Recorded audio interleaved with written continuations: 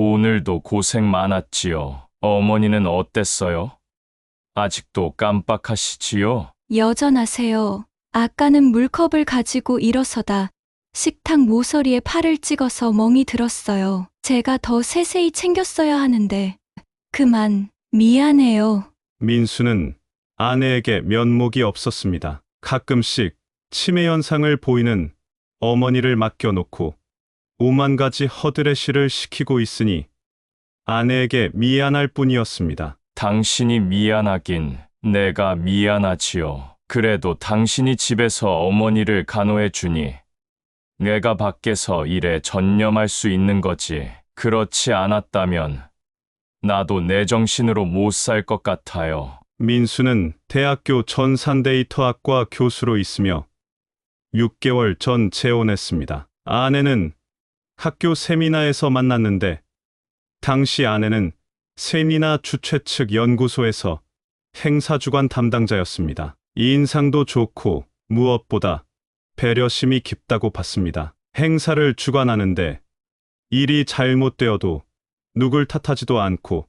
즉각 수정하는 걸 보고 야무지단 생각이 들었습니다. 민수는 평소에는 괜찮다가 어쩌다 한 번씩 치매 증상에 빠지는 홀어머니를 모시고 삽니다. 먼저 번 아내는 그런 어머니를 모시고 살 수 없다고 하여 합의 이혼을 하였습니다. 그래서 어머니를 모시고 살기 위해선 재혼은 꿈도 꾸지 않고 있었습니다. 2번 다시 이혼의 아픔을 겪고 싶지 않았던 것입니다. 또 상대방에게도 너무 무리한 요구를 강요하는 결혼 생활 자체가 행복이 아닐 것으로 판단했습니다. 그래, 혼자 어머니를 모시고 살아야겠다고 마음 먹었습니다. 처음에는 좋은 분이 요양사로 왔었습니다. 그런데 그분이 가정사정으로 그만두면서 다른 분이 왔는데 신경질적이고 짜증이 심했습니다. 민수가 앞에 있는 데서도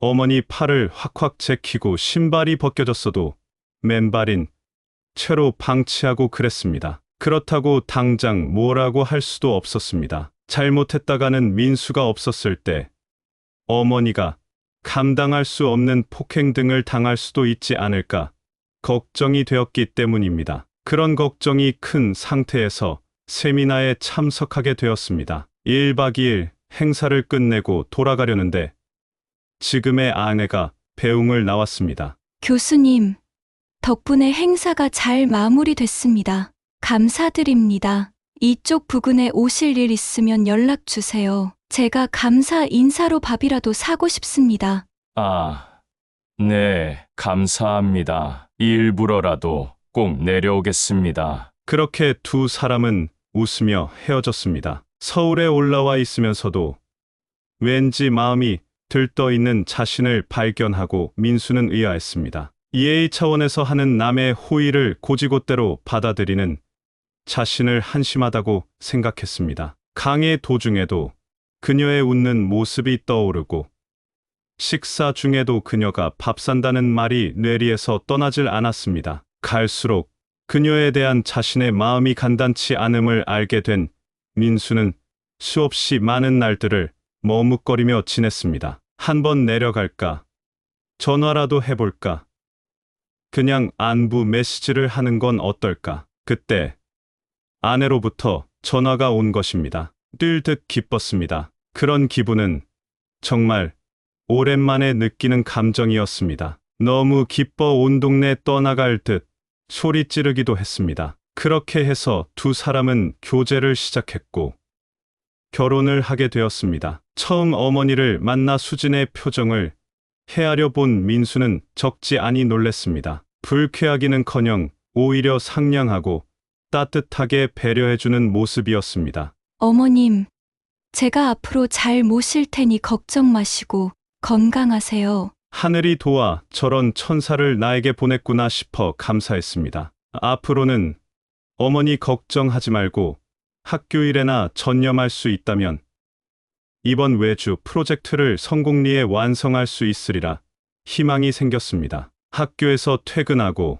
어쩌다 시간이 될 때면 아내를 불러내 외식도 하곤 했습니다. 오늘은 시간이 되니 좋은데 가서 맛있게 먹읍시다. 그래도 괜찮을까 모르겠네요. 어머님이 오늘 상태가 좀 안 좋은데. 늘 사소한 것이라도 어머니와 연관하여 생각해주는 그 마음씨에 민수는 왈칵 눈물이 나기도 했습니다. 아주 가끔씩은 아내에게 고마움의 표시로 선물을 주기도 했습니다. 그럴 때마다 번번이 돈 아껴야 어머님 좋은 곳에서 오래 모실 수 있다며 마다하기도 했습니다. 세상에 어떻게 이런 천사를 왜 일찍 만나지 못했을까? 하늘의 무심을 탓하기도 했습니다. 좀 더 일찍 만났더라면 지금 프로젝트는 벌써 완성되어 산학협동 사업의 실질적인 성과로 타의 모범이 되었을 것입니다. 눈이 내리던 어느 휴일날 평소 눈 내리는 풍경을 유난히 좋아하시던 어머니를 휠체어에 태우고 도로를 걸었습니다. 그런데 어머니 어깨가 들썩거리는 것을 뒤에서 보게 되었습니다. 좋아하는 풍경을 보시고 우시는 모양이라고 생각했습니다. 어머니, 좋으세요? 오래간만에 눈 맞는 거지요? 옛날에 제가 초등학교 들어가기 전에 커다란 눈사람을 만들어 주신 기억이 아직도 생생해요.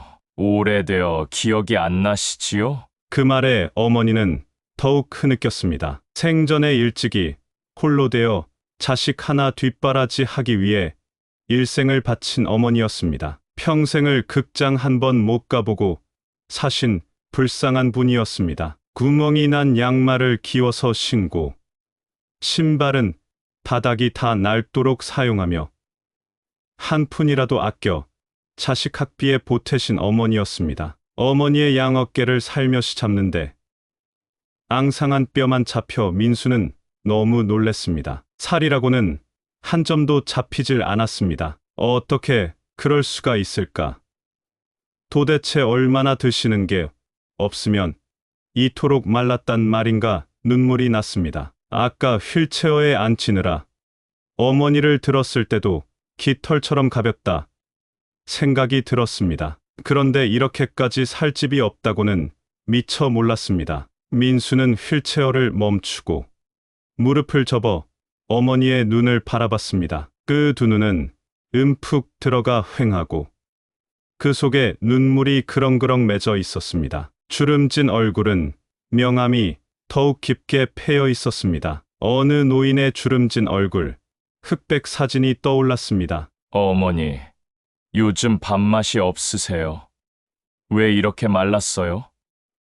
뭐 드시고 싶은 거 없으세요? 어머니는 고개만 좌우로 흔들 뿐 말이 없었습니다. 그러나 전체적인 표정은 무언가 말하고 싶은 듯 했습니다. 모든 걸 체념한 얼굴이었습니다. 하나밖에 없는 아들을 바라보시는 그 시선이 참으로 애틋해 보였습니다. 당신이 애 많이 쓰는데 이런 말하는 게 좀 미안해요. 어머니가 너무 말랐던데 왜 식사를 잘 안 하시는가요? 너무 말랐어요. 식사는 어느 정도 하시는 편인데 정신이 나갈 때는 식사하는 걸 더 거부해요. 그렇다고 반강제적으로 식사를 드릴 수도 없고 내가 더 신경을 썼어야 하는데. 아내는 고개를 돌려 눈물을 훔쳤습니다. 그런 아내에게 더 이상 어머니를 물어본다는 게 경우가 아닌 것 같았습니다. 내가 퇴근을 가능한 일찍 해서 어머니 돕는 걸 거둘 테니 너무 걱정 말아요. 아니에요. 당신은 학교 일에 신경 쓰세요. 집안일은 내가 더 할 테니 걱정 마세요. 모든 게 내 불찰이에요. 그런 말이 어딨어요. 당신의 지극정성은 하늘이 알 것인데 무슨 그런 말을 해요. 아내는 고개 숙여 흐느끼었습니다. 마음이 안타까웠습니다. 그러면서 아내는 어머니의 얼굴에 붙은 머리카락을 떼어드립니다. 그런데 어머니가 깜짝 놀라며 얼굴을 피했습니다. 어머님, 머리카락이 붙었어요. 그거 떼는 거예요. 어머니의 표정은 두려움 그것이었습니다. 이것 보세요. 어머님이 이렇게 자주 놀래고 어떤 때는 제 손길을 거부하세요. 그러니까 제가 정성껏 뭘 해놓아도 아무 소용없게 되는 일이 자주 벌어져요. 그럴 때가 치매 증세가 심해지는 것 같아요. 그러면서 아내는 어머니의 투정을 견디기 힘들 때가 많다고 말했습니다. 어떤 때는 내 자신을 한탄하게도 돼요. 내가 아무리 잘해드려도 받아들이는 입장에서 고마워하거나 의미를 알아줘야 하잖아요. 어머니는 모든 게 불만인 듯 하세요. 그럴 때 힘이 쫙 빠져나가는 느낌이에요. 모든 게 내 불찰인 것만 같아 화가 나기도 해요. 내가 당신 마음 전부를 어떻게 다 알겠소. 다만 이 고생이 얼마나 길고 긴 것인지 모르기 때문에 당신도 인간인데 지겹지 않을 때가 어딨겠어요. 당신 노고에 깊이 감사해요. 민수는 아내의 말에 고개를 끄덕이며 무슨 말인지 충분히 이해가 간다는 표정이었습니다. 어머니는 민수가 아내의 말에 수긍한다고 할 때마다 더 절망에 빠지는 모습이었습니다. 그것을 민수만 모르고 있었습니다. 며칠 후 민수는 일찍 퇴근을 하고 어머니를 휠체어에 태우고 한강공원으로 나갔습니다. 한강이 넓게 보이는 곳에 자리를 마련했습니다. 어머니는 붉은 노을빛이 부서지는 한강을 바라보고 있었습니다. 주위에는 사람들이 오가면서 사진도 찍고 자전거를 타기도 하며 쓰러져 가는 저녁 노을을 즐기고 있었습니다. 어머니, 이곳 생각나세요? 운동한다고 저하고 매일 저녁에 뛰던 곳이잖아요? 그래. 다 생각나지. 그때는 네가 내 곁에 있었지. 매일 같이 있었어. 지금도 이렇게 같이 있잖아요. 제가 매일 함께 있어 주길 바라세요? 그러면 좋지. 내 아들은 너 하나잖아. 나는 너밖에 없어. 혹시 수진이 옆에서 챙겨줘도 뭐 불편한 거나 필요한 거 있으세요? 어머니는 말도 간혹가다 더듬거릴 때가 있었습니다. 모든 게 오락가락하는 것 같았습니다. 내가 너무 늙어. 미안하다. 내 팔과 다리가 마음 같지 않아서. 그래도 어머니는 정신력이 좋으신 거예요. 잘하고 계신 거예요. 걱정하지 마세요. 걱정하지 말라는 말에 어머니는 눈을 살짝 감았다 떴습니다. 그 속에는 알 수 없는 절망감이 스며 있었습니다. 자신의 앞날에 대한 좌절도 어머니, 수진이 곁에 있으니까 그래도 내가 마음 놓고 학교에서 일을 다 할 수 있어요. 수진이 같은 사람 요즘 보기 힘들어요. 그러자 어머니의 표정이 금세 굳어졌습니다. 뭔가 기어 들어가는 소리가 들기도 했는데 무슨 말인지 전혀 알아들을 수가 없었습니다. 분명히 뭘 말하고 있었던 것입니다. 어머니, 수진이도 사람이니까 때로는 화가 날 수도 있어요. 신경질 날 때도 있겠지요. 그런 것 하나하나 다 따지면 제 곁에는 누구도 있을 수 없을 거예요. 너무 오해하지 마세요. 그 말에 어머니는 다시 체념의 순간으로 돌아가는 듯 했습니다. 무엇라고 중얼거리는 말도 사라져버렸습니다. 어느 날 휴일 늦잠을 잔 날이었습니다. 민수는 전날 밤 새 어머니와 함께 지내주느라 늦게까지 잠을 자고 중천의 해가 뜰 때서야 깨어났습니다. 그때였습니다. 어렴풋이 부엌에서 날카로운 소리가 났습니다. 그릇이 깨지는 소리, 이어지는 건 여자의 목소리, 차가운 말투였습니다. 어머니, 방금 뭐라고 하셨어요? 또 똑같은 말 반복하셨어요? 그 말 끝에 들리는 건 어머니의 숨죽인 듯한 숨소리. 방 안에 있던 민수는 몸을 일으키려다 멈칫했습니다. 아내의 목소리였습니다. 익숙하면서도 낯선 그 어조였습니다. 정말 답답해요. 대체 몇 번을 말해야 알아듣는 거예요? 치매 핑계로 다 넘어갈 줄 아세요? 그리고 퍽 물건이 부딪히는 둔탁한 소리. 그리고 이어지는 침묵. 민수는 벌떡 일어섰습니다. 그리고 부엌으로 걸음을 옮기려는 찰나 다시금 어머니의 떨리는 목소리가 들려왔습니다. 미안하다. 수진아, 내가 일부러 그런 게 아니라. 됐어요. 치우세요. 민수는 그 자리에 얼어붙었습니다. 믿고 싶지 않았습니다. 아니, 믿을 수 없었습니다. 아내는 겉으로는 공손하고 차분했습니다. 어머니에게도 예의를 차리는 듯 보였습니다. 민수는 이따금 어머니가 겁에 질린 얼굴을 보일 때마다 치매 증세라 생각했습니다. 스스로 그렇게 믿고 싶었습니다. 그 믿음이 깨지는 데에는 단 10초도 걸리지 않았습니다. 문틈 사이로 본 광경은 참혹했습니다. 어머니는 무릎을 꿇은 채 손에 수세미를 들고 깨진 그릇 조각들을 줍고 있었습니다. 아내는 팔짱을 낀 채 그 모습을 내려다보고 있었습니다. 발끝으로 어머니의 팔을 밀어내며 그쪽으로 흘렀잖아요. 못 봐요? 하고 쏘아붙였습니다. 민수는 손에 쥔 핸드폰을 꺼냈습니다. 손이 떨렸습니다. 하지만 카메라를 켜는 손길은 정확했습니다. 그는 이 모든 장면을 조용히 영상으로 담았습니다. 어머니는 아무 말 없이 방문을 닫고 들어가셨습니다. 식사도 반쯤 남긴 채였습니다. 아내는 여느 때처럼 밝은 표정으로 그에게 다가와 말했습니다. 어제 회사 힘들었죠? 오늘 늦잠을 다 주무시고 커피 타올게요. 순간 그녀의 얼굴은 천사의 가면을 쓴 악마 같았습니다. 민수는 미소를 지었습니다. 그러나 그 미소는 더 이상 온전하지 않았습니다. 고마워요. 근데 우리 내일 아침 좀 일찍 일어나야겠어요. 무슨 일 있어요? 어머니 관련해서 병원 상담 예약했거든요. 같이 갑시다. 가족 상담이 필요하대요. 그래요. 당연히 가야죠. 저도 어머니 상태 걱정돼요. 그녀는 그렇게 말하며 아무렇지 않게 웃었습니다. 민수는 그 미소를 뚫고 그녀의 진짜 얼굴을 보았습니다. 그리고 생각했습니다. 지옥은 멀리 있지 않았습니다. 단지 집 아니었습니다. 어머니에게 이 집은 지옥 그 자체였을 겁니다. 다음 날 아침 아내가 부엌에서 흐느끼고 있었습니다. 민수는 가슴이 움찔했습니다. 어제 자신이 본 것만을 가지고 아내를 너무 악마화한 것 같아서 말입니다. 아내도 사람인데 치매 있는 어머니를 모시는 게 쉬울 리 없습니다. 어머니는 어민이대로 아내에게 불만이 팽배해 있을 수도 있을 겁니다. 어제 자신이 본 것은 나쁜 일면일 것이라 생각해봤습니다. 냉정하고 공평하게 양쪽 입장을 고려해야만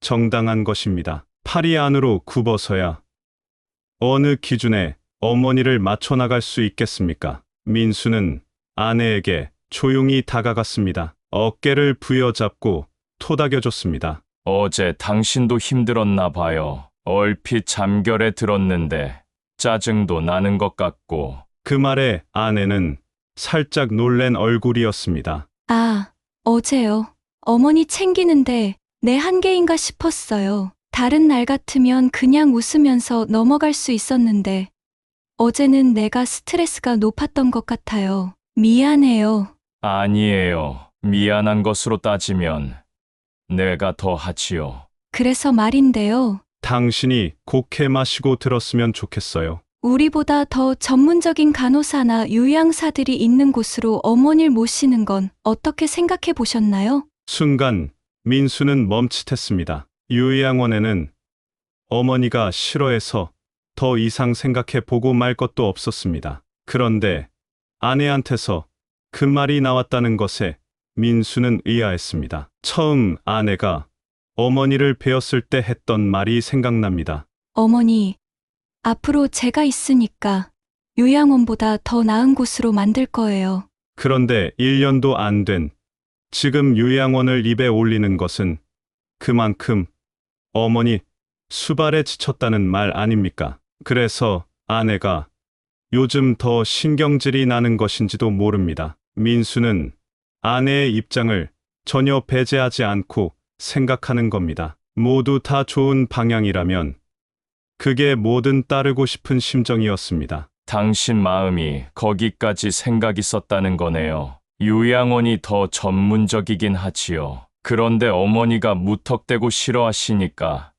그건 생각에서 배척해 놓고 있었어요. 요양원의 편리성이나 위생 등을 따져보면 비용적으로 엄청 부담이 가는 일이지요. 그렇지만 어머니처럼 정신이 오락가락 하시는 분들한테는 필요시 적극적인 치료가 가능해서 더 희망적일 수도 있어요. 나는 그런 차원에서 고려해보자는 취지예요. 민수는 어제 자신이 본 장면들을 떠올려 봤습니다. 며느리 앞에서 쥐죽은 듯 아무런 저항도 못하고 시키는 대로 하는 어머니의 처참한 모습을 상기했습니다. 그런 행동이 한두 번이 아니었을 수도 있다고 보는 게 더 합리적일 겁니다. 지금 상태로 어머니를 아내에게 맡겨 둔다는 건 위험할 수 있겠다는 판단이 앞섭니다. 그래서 아내도 적극 원하고 또 여러 정황상 어머니를 아내 곁에 둔다는 게 좋지 않으니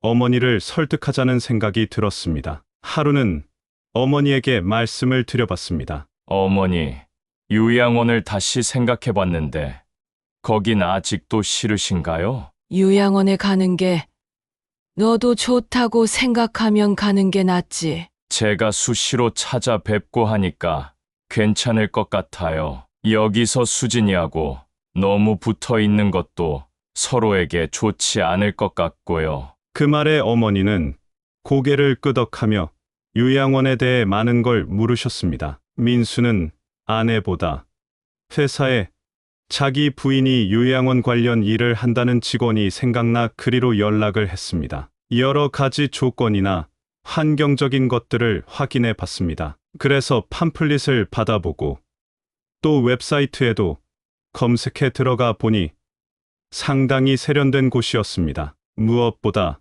전문 간호사들이 많다는 게 마음에 쏙 들어왔습니다. 민수가 이렇게 서두르는 데는 이유가 있었습니다. 한 달 후 의사협회 대표단으로 미국에 가서 흉부외과 세미나에 참석해야 하기 때문이었습니다. 오고 가는 시간이 있어서 거진 일주일 정도 걸리는데 그동안 어머니를 아내에게 맡겨 두기에는 너무 불안했습니다. 아내한테 말을 하지 못했지만 그런 심경에서 서둘러 요양원을 알아본 것입니다. 그에 대해 나중에 아내는 서운하다는 말을 하기도 했습니다. 그러나 민수는 이제 아내를 믿지 못합니다. 겉과 속이 다름을 알았기 때문입니다. 이미 민수에게 깊은 상처를 준 사람이었습니다. 어머니 요양원 입원을 며칠 앞둔 어느 날 민수는 일찍 퇴근을 했습니다. 집안에 정리할 게 많아 어머니 떠나기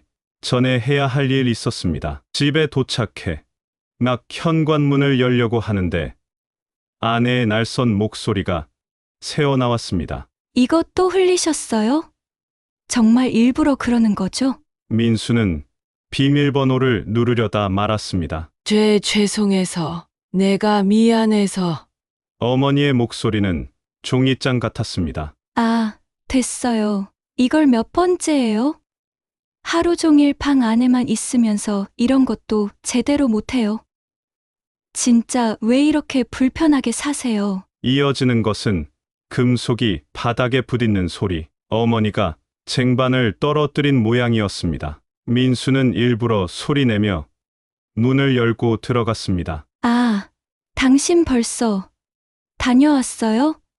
어머니가 주전자를 떨어뜨리셨어요. 그래서 좀 나무랐어요. 아내는 언제나처럼 밝게 웃으며 그를 맞았습니다. 손에는 여전히 물 묻은 걸레가 들려 있었습니다. 어머니는 눈을 피했습니다. 방으로 들어가던 중 그 순간 어깨가 떨리고 있었습니다. 그날 밤 민수는 어머니의 팔에서 멍 자국을 보았습니다. 어머니, 이거 언제 다치셨어요? 어머니는 손으로 급히 옷소매를 내리며 말했습니다. 아니다. 내가 잘못 디딘 거야. 괜찮다. 하지만 팔에 난 자국은 오래된 것이 아니었습니다. 푸르스름한 멍이 아직 선명했습니다. 그날부터 민수는 어머니의 눈을 자세히 보기 시작했습니다. 그 눈 속엔 두려움과 체념이 뒤섞여 있었습니다. 눈물이 앞을 가려 볼 수가 없었습니다. 어쩌다 내 어머니가 평생을 가난과 멸시 속에서 살아왔는데 그 고난의 세월은 다 뭐란 말인지 원통했습니다. 민수는 밤새도록 그 모습을 잊을 수가 없었습니다. 다음 날 민수는 준비해 온 소형 녹음기와 카메라를 집안 곳곳 세 군데에 설치해뒀습니다. 그리고 4일 후 영상을 확인한 민수는 그 자리에서 통곡을 하고 말았습니다. 이 영상 속에는 아내가 어머니의 팔을 잡아 벽에 밀치고 숟가락을 놓친 어머니에게 이럴 거면 밥을 왜 드시냐? 며 고함을 지르는 장면이 담겨 있었습니다. 가슴이 찢어졌습니다. 동시에 분노가 타올랐습니다. 그는 말없이 노트북을 닫았습니다. 그리고 다시 영상과 음성을 정리해 USB에 옮겼습니다. 그날 밤 민수는 조용히 어머니의 방에 들어갔다. 어머니는 놀란 듯 몸을 움츠렸습니다. 민수는 어머니의 손을 조심스럽게 잡았습니다. 가슴속에선 분노가 치밀어 오르고 있었습니다. 이를 갈고 치를 떨었습니다. 2주 후 어머니가 요양원으로 들어가고 민수는 미국 출장 준비를 하고 늦게 잠이 들었습니다. 잠결에 누군가 말소리가 들려 잠에서 깼습니다. 최근 들어 예민해진 민수는 잠을 깊이 못 자고 생활에 체중이 빠졌을 정도였습니다. 그런 것은 아마도 아내가 어머니를 막대하는 장면을 목격하고부터 밤잠을 설치는 것 같았습니다. 보니까 아내는 없었습니다. 새벽 시간에 뭘 하는데 잠자리에 없단 말인가 이상해서 나가봤습니다. 안방 화장실이 아니라 거실 쪽 화장실에 불 켜져 있었습니다. 거기서 조그마한 목소리가 들렸습니다. 조심스레 다가가 귀를 세워 들어봤습니다. 노인네는 요양원으로 들어갈 거야. 어디 요양원인지 알고 있어. 이번 미국 출장 때가 제일 좋은 기회야. 더 작은 목소리로 상대방의 말이 들렸습니다. 네가 일을 서두르지 않아서 이 모양 이 꼴이야. 이번엔 확실히 해. 자꾸 망설이지 말고. 혹시 그놈한테 무슨 정이 있는 건 아니겠지? 무슨 말이야? 내가 지금 어떤 상황인지 몰라? 나도 미칠 지경이야. 일이 이렇게 오래 갈 줄은 몰랐어. 그러니 성화 좀 그만 부리고 기다려봐. 상대방이 뭐라고 떠드는데 모기 소리만 해져가지고 더 이상 들리지 않았습니다. 민수는 얼른 방으로 돌아갔습니다. 한참을 누워 있었을 때 아내가 침대로 들어왔습니다. 아니, 잠자다 말고 어딜 갔다 와요? 언제 깼어요?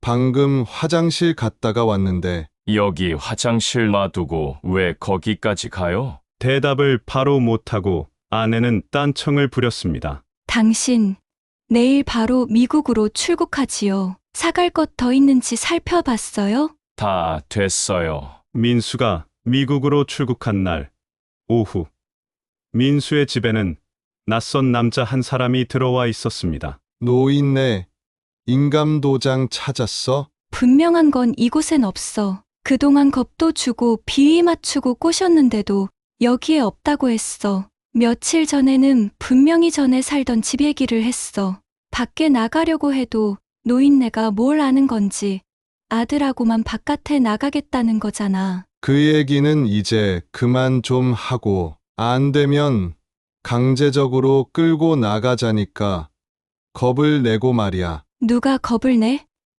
주변 눈이 있으니까 조심하자는 거였지. 그럼 노인네가 이 집 들어오기 전까지 살던 집에 인감도장이 있을 거란 말이지? 그래. 10개월 넘게 지지고 볶고해서 간신히 얻어낸 정보야. 거긴 어디 동네인데? 성수동 옆 자양동 무슨 빌라래. 그럼 그 집은 누구한테 세를 준 거 아니고? 응. 남편이 바빠서 정리를 생각 못했나 봐. 아마 곧 팔아버리겠지. 내일 너 혼인신고한 서류 사본하고 주민증 가지고 나와. 일단 요양원으로 찾아가서 노인을 자양동으로 데려가자고. 가면서 좋은 방법을 생각해. 그런데 등기상 분명히 노인네 명의로 된 거 맞아? 야, 그걸 몇 번 얘기를 해야 믿겠냐? 내가 다 확인한 사실이라고. 남자가 눈을 찡긋하며 먼저 안방으로 들어가자 이어서 아내가 따라 들어갔습니다. 안에서 웃음소리가 흘러나왔습니다. 다음 날 경기도 남양주의 어느 요양원 앞에 흰색 세단이 서 있었습니다. 민수의 아내와 그 남자였습니다. 두 사람은 데스크로 찾아가 신분증을 보여줬습니다. 김 목자님 보호자 됩니다. 며느리예요. 남편이 미국에 가 있어서 대신 어머님 모시고 잠깐 갔다 올 때가 있어서요. 오래 걸리진 않아요. 남편분의 확인이 필요합니다. 저희가 임으로 판단할 수 없습니다. 아내라는 걸 입증할 서류를 가져오셨나요? 네, 혼인신고서 사본하고 가족관계 증명서입니다. 어머님하고 잠깐이면 끝납니다. 여기 요양원 입장 난처할 일 하나도 없으니 걱정 마세요. 데스크의 남자 직원은 멈칫거리며 망설였습니다. 며느리라는 게 확인되었고 아들이 미국에 있다 하니 난처한 입장이었습니다. 이때 아내와 함께 온 그 남자가 주머니에서 5만 원짜리 지폐를 2장 빼서 건네주었습니다. 남자 직원은 뒤통수를 끄적거리며 난감한 듯 고개를 갸우뚱거리더니 그럼 오후 3시까지는 들어올 수 있습니까? 그게 확실히 안 해주시면 안 되는데요.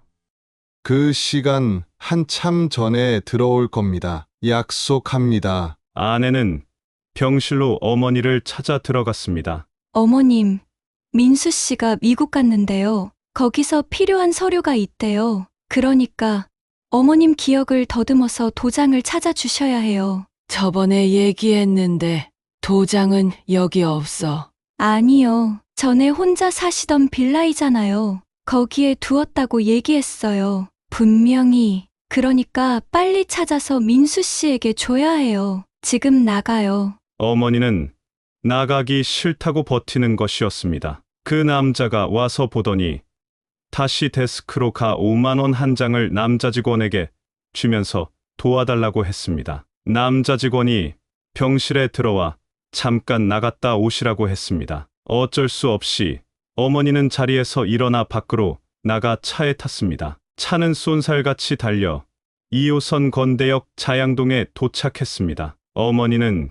기억을 살려 자신이 보관하던 작은 박스를 찾아냈습니다. 거기엔 여러 개의 나무도장과 한 개의 뿔도장이 있었습니다. 그 남자는 그것을 모두 가지고 다시 요양원으로 달렸습니다. 어머니가 물었습니다. 민수한테 연락을 해줘. 내가 말하고 싶다고. 그러나 아내와 그 남자는 이런 방구도 없었습니다. 차는 벌써 워커힐 부근을 달리고 있었습니다. 한강에 햇살이 눈부시게 부서지고 있었습니다. 민수는 미국에서 돌아온 저녁 시간에 즉시 집부터 갔습니다. 녹음기와 카메라를 아내 몰래 살펴봤습니다. 거기엔 아내와 남자가 떠드는 소리가 전부 들어가 있었고 두 사람이 안방에 함께 들어가는 뒷모습까지 찍혀 있었습니다. 민수는 주먹으로 벽을 쳤습니다. 그날 밤 민수는 변호사에게 모든 증거를 전달했습니다. 다음 날에는 지역복지센터에 정식 신고를 넣었습니다. 변호사는 다음 날 일찍 경찰서에 고소장을 접수했습니다. 그리고 어머님에 대해 며느리의 접근금지 가처분 신청을 했습니다. 해당 요양원에 신고가 들어갔습니다. 현행범이 된 아내는 민수의 수상한 움직임을 간파하고 약국 간다는 핑계로 어디론가 사라져 버렸습니다. 요양원 의사로부터 민수에게 연락이 왔습니다. 어머니를 병원에 모시고 진료받기를 권유합니다. 지금 상태로는 학대 트라우마와 복합 우울증까지 동반한 정신감정과 치료가 필요할 것으로 봅니다. 경찰은 10일 후 고소인 진술조서를 받고 피의자 이수진 외 한 명에 대해 취소중지 의견으로 검찰에 송치하면서 전국에 지명수배를 내렸습니다. 그 후 2개월 후 아내는 경기도 모 모텔에서 그 남자와 함께 검거되어 서울관할검찰청으로 이송되었습니다. 이틀 후 두 사람에 대해 구속영장실질 심사가 있었으나 두 사람은 변호인 선임을 포기하고 범행일체를 자백했습니다. 아내는 부동산 브로커 남자와 공모하여 민수의 어머님 명의 강남 인근의 부동산을 팔아먹을 속셈에서 고의적으로 접근하여 결혼을 했습니다. 당시 민수는 전처와 헤어지고 나서 홀로 살고 계신 어머니를 모시고 생활하고 있었습니다. 아내는 그 점을 이용해 남편이 출근하면 가끔씩 정신이 오락가락하는 어머니에게 매일같이 겁박과 회유, 폭행 등을 일삼아 인감도장을 찾으려 했습니다. 그러나 맨정신으로 돌아온 어머니의 완강한 거부로 시간이 지체되자 무리수를 썼다가 이건 사건으로 종말을 맞게 된 것입니다. 민수는 어머니의 병세가 호전되자 퇴원하여 집에 모셨습니다. 집을 팔고 학교 가까운 지역으로 이사를 갔습니다. 집 안에는 모니터를 설치하여 24시간 아들이 어머니를 확인할 수 있게 했습니다. 요양보호사의 관리를 받으며 민수의 어머니는 점차 치매 증상이 완화되어 가고 있습니다. 민수는 어머니의 두 손을 잡고 맹세했습니다. 자신의 행복을 잡기 위해 얼마 남지 않는 어머니의 여생을 망치는 그 어떤 것도 하지 않기로. 민수는 이번 사건을 계기로 어머니의 존재가 자신에게 얼마나 소중한지 새삼 깨닫게 되었습니다. 사연은 여기까지입니다. 감사합니다.